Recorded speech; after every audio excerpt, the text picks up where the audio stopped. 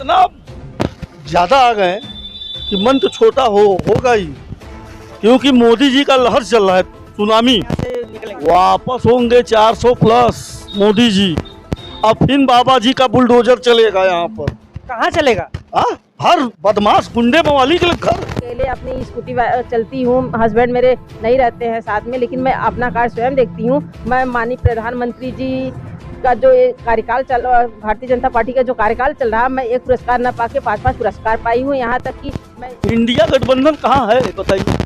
वो तो बंगाल में है। बंगाल में क्यों नरसंहार कर रही है, पूरा हिंदुओं को मरवा रही है ममता बनर्जी। यहाँ इंडिया कहाँ लड़ रही है? साथियों नमस्कार, फिर वापस उपस्थित हैं हम जनपद भदोही में। आज जो कि मोदी जी आए थे यहाँ पे, उसी के मामला लेकर के हम बात करेंगे। यहाँ पे कुछ लोग भी गए थे, वापस आए। मंच देखा जाए तो पब्लिक के हिसाब से बहुत छोटा था। आखिर क्यों छोटा था, बड़ा होना चाहिए कि नहीं होना चाहिए, इनसे हम बात करेंगे। बोला भैया, सबसे पहले शंखा बजा दिया।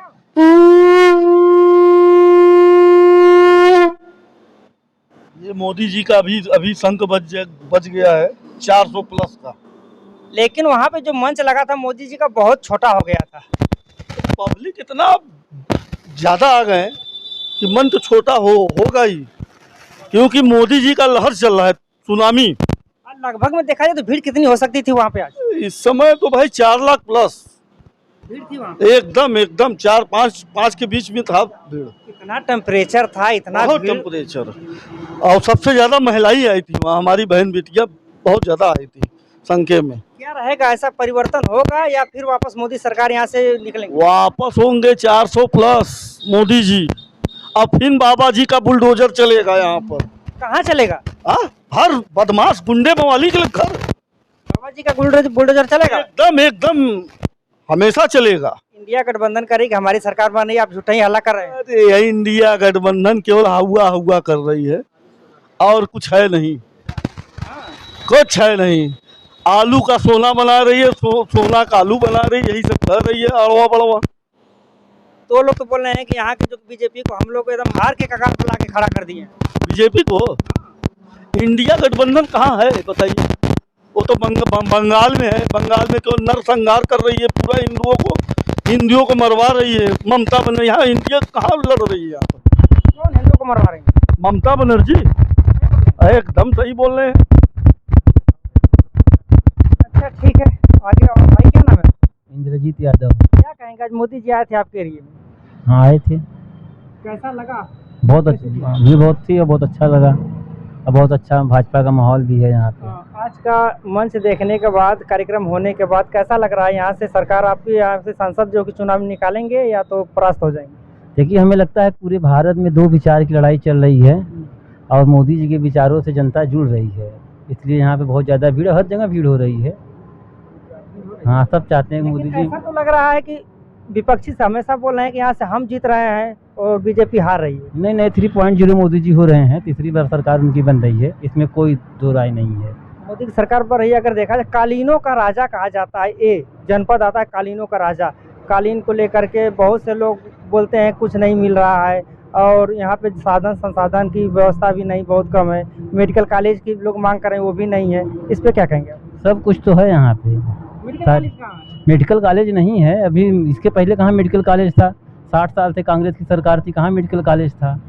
अब तो मिर्जापुर में हमारे बगल में ही मेडिकल कॉलेज बन गया है, अब यहाँ पे भी हो जाएगा। हो जाएगा? हाँ, हो जाएगा बिल्कुल। तो बुनकर काफी नाराज चल रहे हैं कालीन को लेकर के, क्या उन लोगों का कुछ बढ़ेगा?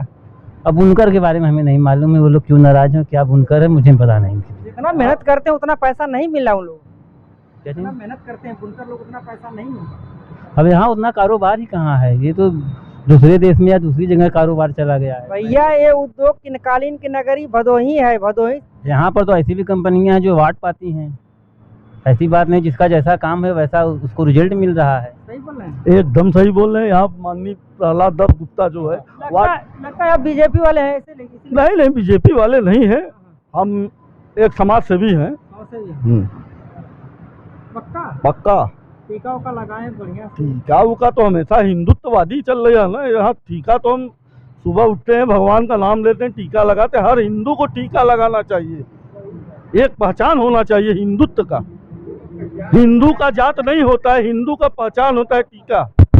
हिंदू हिंदू होते हैं, और जो यहाँ पे जो हिंदू हित की बात करेगा वही देश पे राज करेगा।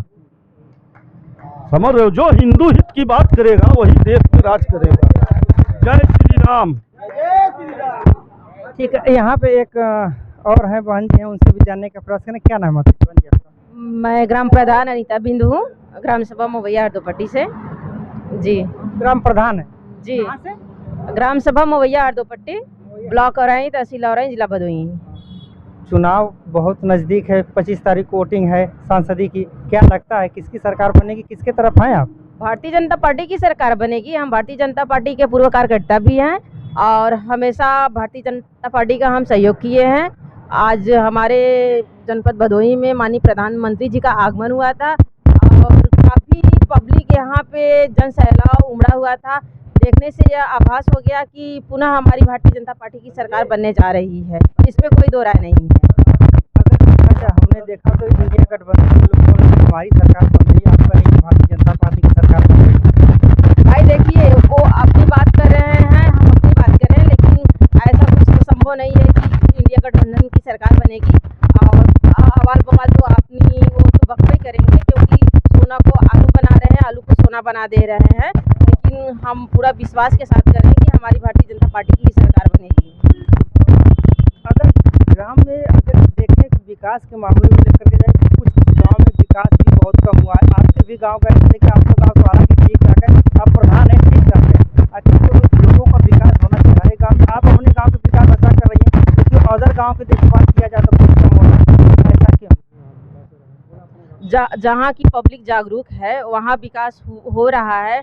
और विकास माननीय प्रधानमंत्री द्वारा तो जन जन के यहाँ पहुँचा है विकास, इसमें कोई दो राय नहीं है। हम जानते हैं विकास पहुँचा है, सब लोग थोड़ी बोलेंगे कि विकास पहुँचा। जहाँ विकास पहुँचा है वहाँ भी लोग नहीं मान रहे हैं, मत माने, लेकिन हर जमीनें तो दिख रहा है विकास हुआ है।